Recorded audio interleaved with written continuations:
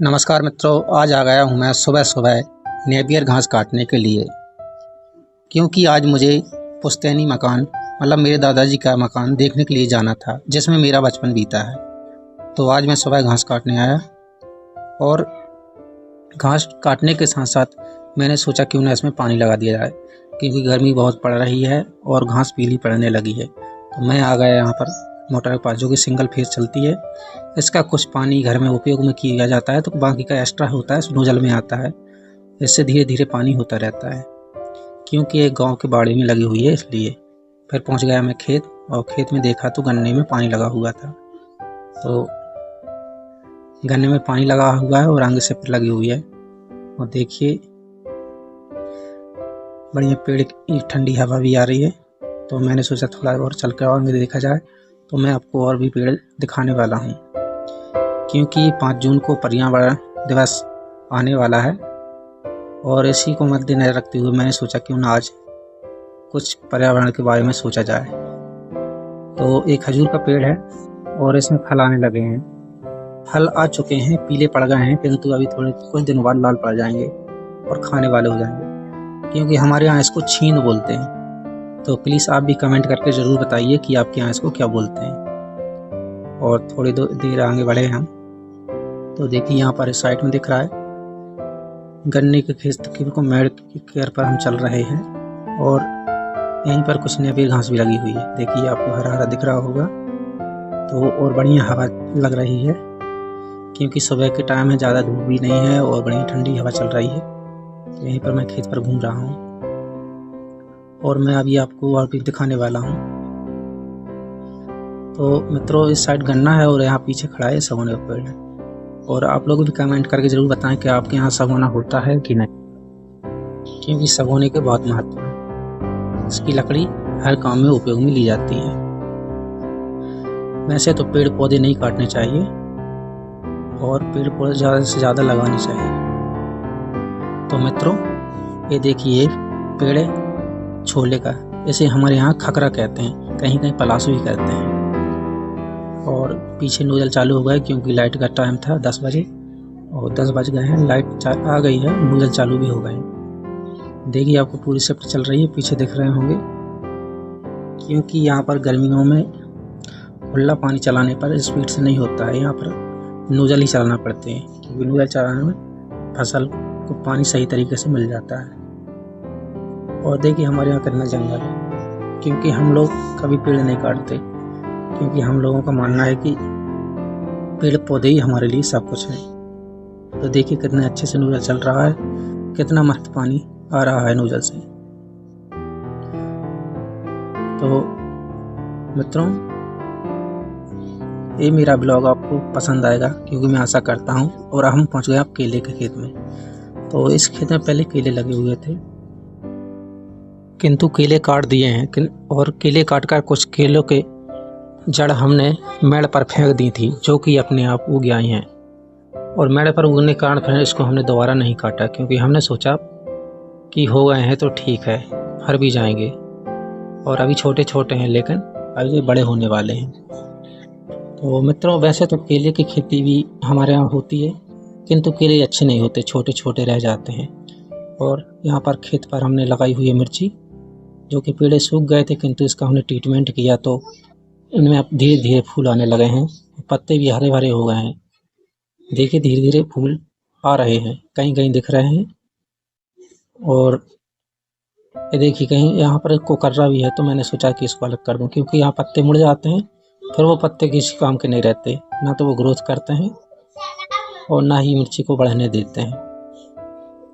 क्योंकि एक प्रकार की बीमारी है, गर्मी हो या बरसात हो ही जाती है।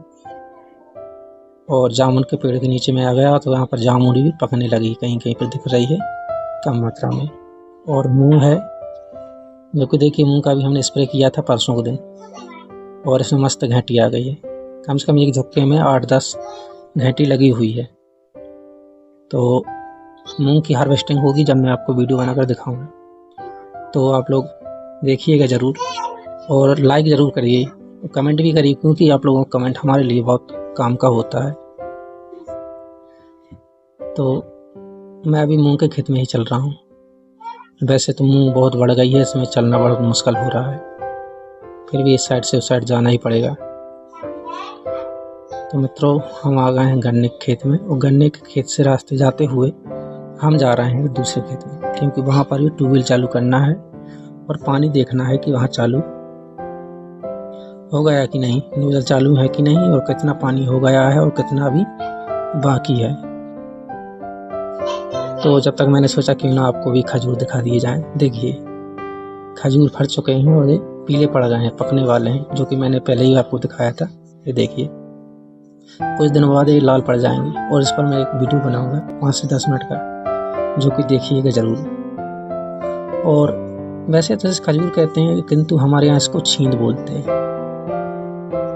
और मित्रों, अब आ गया हूँ मैं वापस घर, जो कि सुबह मैंने नेपियर घास काटा था, और नेपियर घास काट कर मैंने स्टॉक कर दिया था मशीन के पास में। तो मैं आ गया हूँ मशीन के पास, और मशीन को थोड़ा इसकी धार बना रहा हूँ रेत से। धार बनाने के बाद इसमें मैं नेपियर घास काटूंगा। वो वीडियो भी आप लोग जरूर देखें। तो मित्रों, इसकी धार बनाना इसलिए ज़रूरी है क्योंकि हम लोग गांव में रहते हैं, और गांव में क्या है, बिजली बहुत कम मिलती है, वोल्टेज यहाँ आता ही नहीं, बहुत धीमी बिजली आती है। तो इस धीमी बिजली से इसका कटाई नहीं कर पाता। जब इसकी धार बन जाती है तो स्पीड से चारा काटता है, और जब स्पीड से चारा काटता है तो काम जल्दी होता है। तो देखिए, मैं नेपियर घास में लगाने लगा हूँ, जो कि अच्छी घास है, 12 महीने होती है, और गाय भैंसों के लिए बहुत फायदेमंद होती है। इसमें पौष्टिक और पर्याप्त विटामिन पाए जाते हैं, जो पशुओं में दूध की मात्रा बढ़ाते हैं, कैल्शियम की पूर्ति भी करते हैं। और ये मशीन है जो कि हमारे यहाँ मार्केट में 15,000 में मिलती है, और अच्छा चारा काटती है। वैसे तो इसमें 2 पंजे होते हैं, जिसमें छोटे छोटे टुकड़े करने के लिए, किंतु मैंने एक पंजा निकाल दिया है और बड़े पीस में काट रहा हूँ, जो कि अभी मैं आपको दिखाऊंगा कि कितना बड़ा है। चल रही है, और सिंगल फेस मोटर रहती है 3 हार्स पावर, जो कि बढ़िया आराम से काम करती है, और इसमें सेफ्टी भी बहुत होती है। इतना बड़ा इसमें जो है कि घास रखने के लिए डब्बा बनाया जाता है, इसलिए बनाया जाता है कि इसमें हाथ अंदर न जाए, क्योंकि इसको सपोर्ट कर दिया जाता है, और ऊपर जो नट है, इससे इसको कसकर इसका वो घान फिक्स कर सकते हैं कि कितना चारा खा सकती है, क्योंकि ज़्यादा खोल देंगे तो ज़्यादा लगाना पड़ेगा, और एक व्यक्ति इतना ज़्यादा नहीं लगा पाता है, तो पतला होने लगता है और सीधा सीधा निकालने लगता है। तो इस वजह से इस नट को कसा जाता है, और इस पर बारी बारी चारा लगाया जाता है, और इसमें हर प्रकार का चारा काटा जा सकता है। ये नहीं कि सिर्फ इसमें नेपियर घास ही काटी जाए, क्योंकि कई प्रकार के चारे होते हैं, कई प्रकार की घास होती है, जो इसमें आसानी से काट सकते हैं। और घास काटने के बाद में फिर हम गाय भैंसों को नहलाएंगे, और फिर चलेंगे हम उस मकान की ओर, जो मैं आपको दिखाना चाहता हूँ, क्योंकि मेरे दादाजी के द्वारा कम से कम 100 वर्ष पुराना मकान है, जिसमें मेरा बचपन उसी में गुजरा है, और उसी में मैं पला बड़ा हुआ हूँ। उस मकान को देखने के लिए हम जाएंगे। तो अभी इसको पूरा कंप्लीट करते हैं घास काट कर, और फिर हम चलेंगे उस मकान की ओर। तो थोड़ा सा और रहा, घास कटने वाला है। वैसे तो इसमें टाइम लगता है, क्या है कि 4-5 गाय भैंस हैं, तो अधिक काटना पड़ता है।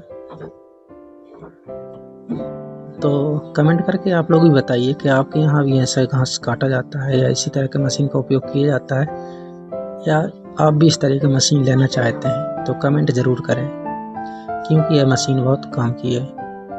इसमें समय की बचत होती है, और हमारा परिश्रम कम लगता है, क्योंकि मेहनत कम, काम ज़्यादा है।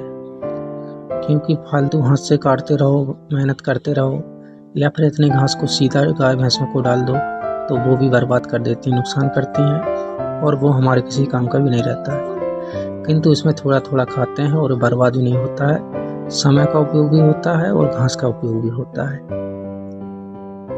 तो मित्रों, इसमें बारीकी से काम तो होता ही है, वो आपको दिख ही रहा होगा। साथ में इसमें गाय भैंसों को चारा खाने में भी बहुत आनंद मिलता है, क्योंकि इसका चारा बहुत अच्छे से खाती हैं। और भारत में प्रधानमंत्री बोलते भी हैं कि गौ सेवा जरूरी है, और मैं भी इसी बात को मानता हूँ। वैसे धर्मों में भी कहा गया है, प्रत्येक धर्म का अपने अपने विचार होते हैं, किंतु ये भी कहा गया है कि गौ सेवा ही सबसे बड़ी सेवा है। क्योंकि मेरे यहाँ बोला जाता है कि गाय की सेवा ही माधव सेवा है। तो यहाँ पर चारा काट कर क्लियर हो गया है, जो कि आप देख रहे हैं कितना अच्छा एक सा दाना दिख रहा है। और हम आ गए यहाँ भूसे पर, क्योंकि यहाँ पर भूसे का स्टॉक किया गया है। यहाँ पर कमरे में भूसा, कहीं कहीं पर इसको तूड़ी बोलते हैं, तो तूड़ी का यहाँ पर स्टॉक कर दिया गया है हमने। देखिए कितना रखा हुआ है। भूसा लगाकर मैंने इसको डाल दिया है। उसके बाद मैं मिलाने लगा हूँ भूसा में, क्योंकि भूसा मिलाने पर नुकसान नहीं करता है। इस प्रकार से बारीकी से इसे मिलाया जाता है। और भूसा में क्या है, सूखा चारा जरूरी है गाय भैंसों के लिए, पानी पीने के लिए, क्योंकि जितना सूखा चारा खाएंगे उतना ही पानी पिएंगे। और भूसा मिलाकर अब मैं थोड़ी देर बाद गाय भैंसों को नहलाऊंगा, वो भी मैं आपको इसी ब्लॉग में दिखाऊंगा, क्योंकि बस चारा मिल चुका है। और चारा मिलाने के बाद में मैं चलाऊंगा गाय को नहलाने के लिए। तो यहाँ पर मैंने टंकी के पास में गाय लाकर बांध दिया, और अब मैं इस गाय को नहलाऊंगा, क्योंकि गर्मी बहुत तेज़ है। और ये साहीवाल गाय है, साहीवाल को बहुत गर्मी लगती है। वैसे तो ये पाकिस्तानी नस्ल की है, इसलिए इसे देसी गाय बोला जाता है, क्योंकि पाकिस्तान में पहले भारत में ही था। और यह गाय बहुत प्रसिद्ध है, क्योंकि बहुत सीधी सादी होती है, और इसकी पाचन क्रिया बहुत स्ट्रांग होती है। क्योंकि कितना पतला ही कितना कैसा भी क्यों ना खा ले, क्योंकि इसमें खाना पचाने की क्षमता बहुत होती है, और दूध भी अच्छा देती है। और आप इसका अडर देख कर अंदाजा लगा सकते हैं, क्योंकि अच्छा दूध देने वाली गाय है। और बहुत शांत स्वभाव की रहती है गाय, किंतु पानी में तो भैंस से भी डर लगता है गाय भैंसों सबसे ज़्यादा। क्योंकि पता नहीं क्यों गाय नहाना क्यों नहीं चाहती, क्या समस्या है उसे, पानी से क्यों डरती है इतना। फिर भी हमने ज़बरदस्ती उसको नहला दिया है। और नहलाने के बाद अब मैं थोड़ी देर बाद भैंस को लाऊंगा। कोशिश कर रहा हूँ, क्योंकि गर्मी बहुत तेज़ है, ठंडा पानी है, तो उसको नहला दूँ।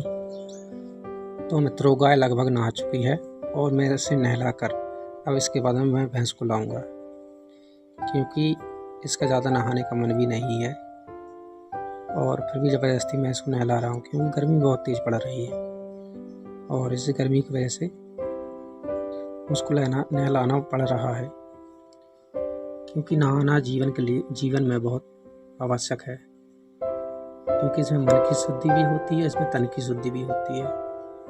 तो मैं इसे नहलाकर अब इसको ले जा रहा हूँ, लाऊंगा इसके बाद में इस भैंस को। तो मित्रों, आप वीडियो पर बने रहिए। और मैं पानी की शौकीन होती है भैंस, तो मैं इसको नहला रहा हूँ। एक छोटी सी भैंस है, वैसे तो दूध ज़्यादा नहीं देती है, क्योंकि पहाड़ी भैंसें हैं। पहाड़ी भैंसें अक्सर दूध कम देती हैं, किंतु इनमें एक बहुत अच्छी क्वालिटी होती है कि इनको दाना देने की ज़रूरत नहीं पड़ती। चारा खाती हैं, उसी में दूध देती हैं, और बढ़िया शांति से कम से कम 18 महीने तक दूध देती हैं, लगती रहती हैं। पहाड़ी भैंसें हैं, छोड़ दो, जंगल में चरने के लिए चली भी जाती हैं, कोई दिक्कत भी नहीं होती है। और गर्मी ठंडी सब सहन कर सकते हैं, क्योंकि कई बार हम देखते हैं मुर्रा नस्ल की भैंस उतनी तापमान सहन नहीं कर पाती जितना हमारे यहाँ होता है अक्सर।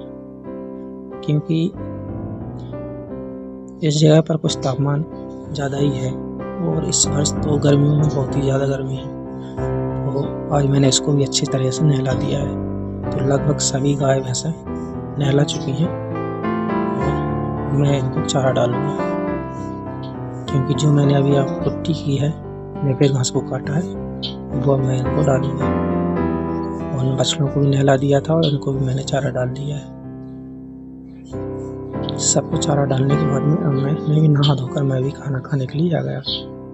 तो आज एकादशी है, और एकादशी पर हमारे यहाँ दाल चावल नहीं बनाए जाते, इसलिए कुछ अलग ही प्रकार के व्यंजन बनाए जाते हैं, जिसमें गोभी की सब्जी है, रोटी है, मही है और यहाँ साबूदाने की खिचड़ी है, क्योंकि माँ और पिताजी उपवास करते हैं तो उनके लिए साबूदाने खिचड़ी बनी थी। तो मैंने सोचा कुछ मैं भी खा लूँ। खाना खाने के बाद में आ गए हम हमारे पुश्तैनी मकान पर, जो कि हमारा पुराना मकान है। दादाजी के भी दादाजी ने बनाया हुआ था, किंतु अभी भी बहुत मजबूत है। वैसे तो इनमें कोई रहता नहीं है, तो खंडर बन गया है, किंतु आप इसकी लकड़ी देखिए, इससे पुताई देखिए, अभी भी चमक रही है। यह घर इनको मलगा बोला जाता है, ऊपर लगी हुई है।